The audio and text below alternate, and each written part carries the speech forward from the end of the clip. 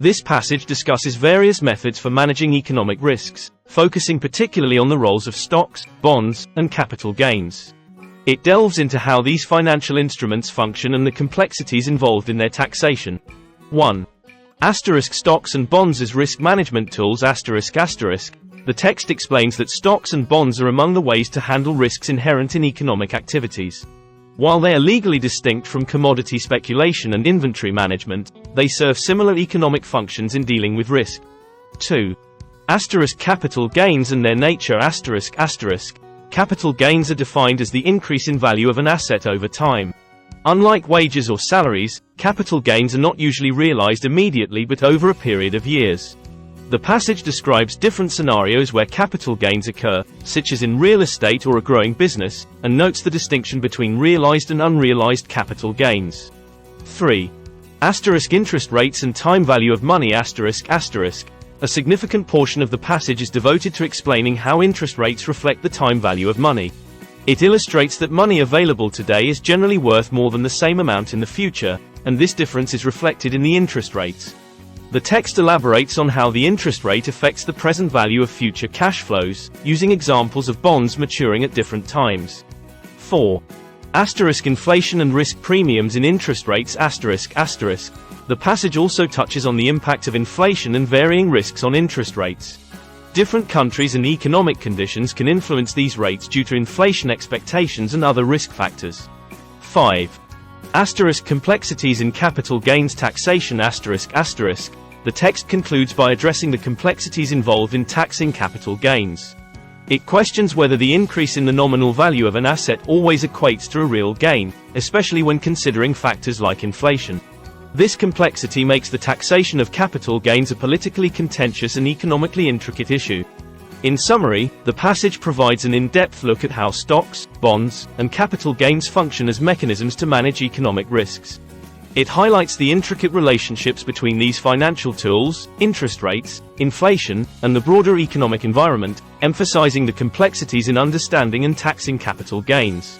This passage discusses the differing natures of variable and fixed returns in financial investments, particularly focusing on the contrast between stocks and bonds, and the varying risks associated with different investment types over time. 1. Differences between stocks and bonds. The text highlights the fundamental differences between stocks and bonds. Bonds represent a fixed commitment with specified returns at a fixed date, while stocks are shares in a business with no guaranteed returns. Bondholders, like employees, are entitled to specific amounts regardless of a business's profitability, whereas stockholders' returns depend on the business's performance. 2. Variable returns in high-risk investments. The passage delves into venture capital as an example of high-risk investments that offer variable returns. It explains that such investments can lead to high rewards but also carry the risk of significant losses. The nature of venture capital investments is such that a high rate of return is necessary to offset losses from unsuccessful ventures. 3. Efficiency of venture capital for the economy. Despite the high risk at the individual level, venture capital is generally efficient from an economic perspective. It facilitates the allocation of resources to potentially innovative and profitable ventures, which can benefit the economy overall. 4. Investment decisions based on risk profiles. Businesses with varying risk profiles choose different financial instruments to raise capital. High-risk ventures are more likely to issue stocks, whereas stable enterprises like utilities can issue bonds. The choice reflects the level of risk investors are willing to accept. 5. Risk and time in investments. The text also touches on the relationship between risk and the time horizon of investments. In the short term, bonds may be safer than stocks, but over longer periods, stocks may be a better hedge against inflation. This distinction is crucial for long-term financial planning, such as retirement. 6. Historical performance of different investments. The passage provides historical context, showing how the relative safety and profitability of stocks, bonds, and other investments like gold have varied over time. It underscores that investment decisions always involve forward-looking risk assessments. 7. Personal knowledge and investment success. The role of personal knowledge and expertise in investment success is highlighted. While some may prosper by speculating in areas like gold, Others may incur losses due to a lack of expertise. Additionally, the passage notes that even experienced investors can face significant losses, as seen in the losses of the richest Americans in 2001. In summary, the passage provides an insightful analysis of the different types of financial investments, focusing on the contrasting natures of stocks and bonds and the various levels of risk involved. It emphasizes that investment decisions are influenced by the investor's risk tolerance, the time horizon of the investment, and the investor's expertise and knowledge. This passage explores the concept of risk and diversification in economic activities, particularly in the context of investment portfolios and human capital. 1. Portfolio diversification ***. The text discusses how diversifying investments across different types, such as stocks, bonds, and gold, can mitigate overall risk. The idea is that when one investment underperforms, others might compensate by performing well, thus balancing the portfolio's overall risk. 2. Stocks and bonds in investment portfolios ***. It's explained that bonds offer fixed returns, making them generally less risky than stocks, which have variable returns tied to the issuing company's performance. Combining stocks and bonds in a portfolio can provide a balance between risk and potential return. 3. Mutual funds and investment management ***. The passage delves into mutual funds, which pool investors' money to buy a diversified set of stocks and/or bonds. The performance of actively managed mutual funds, compared to index funds that track market indices like the Dow Jones or S&P 500, is discussed. The variability in the performance of these funds highlights the inherent risks in investment management. 4. Investment strategies over time ***. Historical investment strategies, like shipowners owning shares in multiple ships to spread risk, are mentioned. This historical context illustrates the long-standing understanding of diversification as a risk management strategy. 5. Investing in human capital ***. The passage compares investing in financial instruments to investing in human capital, like education or training. It discusses the complexities of investing in people, noting that while individuals might take loans, analogous to bonds, it's rare for them to sell shares in their future earnings, analogous to stocks. Examples include students financing education through loans or investments in athletes or actors by managers or agents, who take a share of future earnings. 6. Contract labor as human capital investment ***. The text also touches on labor contractors who invest in workers, especially immigrants, by providing opportunities in exchange for a portion of their earnings, similar to owning stock in their labor. In summary, the passage provides a detailed analysis of risk management in economic activities through diversified investments in financial portfolios and human capital. It highlights the principles of risk and return and how these principles apply to different types of investments, including the unique case of investing in people. This passage provides an in-depth analysis of insurance as a means of managing risk, exploring both the principles of insurance and the challenges it poses, such as moral hazard and adverse selection. 1. Fundamentals of insurance ***. Insurance is described as a mechanism that transfers and reduces risks. By paying a premium, policyholders transfer the risk of various misfortunes to the insurance company. Insurance companies aim to mitigate these risks by charging different premiums based on the risk level of individuals or properties. 2.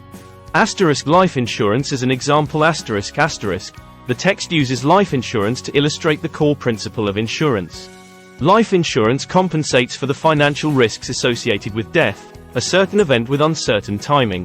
This unpredictability distinguishes life insurance from a fixed financial instrument like a bond. 3. Risk reduction through insurance ***. Insurance not only transfers risk from an individual to a company but also reduces it through the pooling of many policyholders. This makes the average outcome more predictable and manageable for the insurance company. 4. Self-insurance for large entities ***. The concept of self-insurance is introduced, explaining that entities with a large number of assets, like a car rental agency, can effectively self-insure. This is because their large number of assets enables them to predict and absorb losses without needing an insurance company to pull the risk. 5. Insurance companies' investment strategies ***. The passage discusses how insurance companies invest the premiums they receive to generate additional income. This investment income helps the companies cover the claims they pay out, plus their business costs, while still making a profit. 6. Market competition in insurance ***. competition in the insurance industry is highlighted as a key factor in determining insurance premiums and profits. The presence of many competitors in the market ensures that no single company can dominate and inflate profits unduly. 7. Moral hazard and adverse selection. The text explains the concepts of moral hazard, increased risk-taking due to being insured, and adverse selection, the tendency for those at higher risk to seek insurance. Both pose challenges to insurance companies in setting premiums and managing risks effectively. In summary, the passage provides a comprehensive overview of how insurance functions as a risk management tool, outlining its basic principles, operational mechanisms, and the challenges it faces in the form of moral hazard and adverse selection. This passage discusses the role of government regulation in the insurance industry, highlighting both positive and negative impacts, as well as the distinction between true insurance and government insurance programs. 1. Government regulation impact on insurance.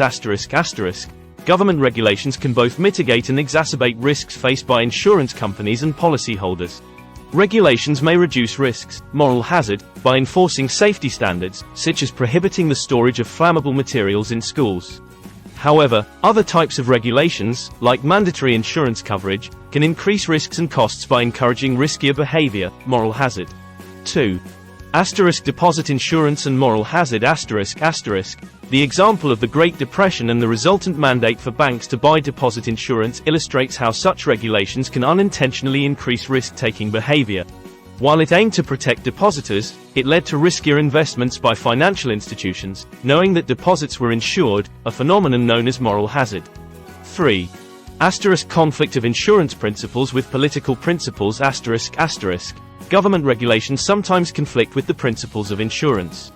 For instance, regulations requiring the same premiums for different risk groups, young versus old drivers, high versus low risk areas, disrupt the risk assessment model of insurance, leading to higher overall premiums and potentially more unsafe behavior. 4. National Flood Insurance Program and FEMA. The passage describes how government programs like the National Flood Insurance Program and FEMA differ from true insurance. Unlike private insurance, which reduces overall risks, these programs can encourage building in high-risk areas, as the costs of potential damages are subsidized by taxpayers. This lack of risk reduction and the financial consequences are discussed, using examples of expensive properties in hazardous locations being repeatedly rebuilt with government funds. 5. Private versus government response in disasters. The passage contrasts the efficiency of private insurance companies with government disaster relief programs in responding to emergencies.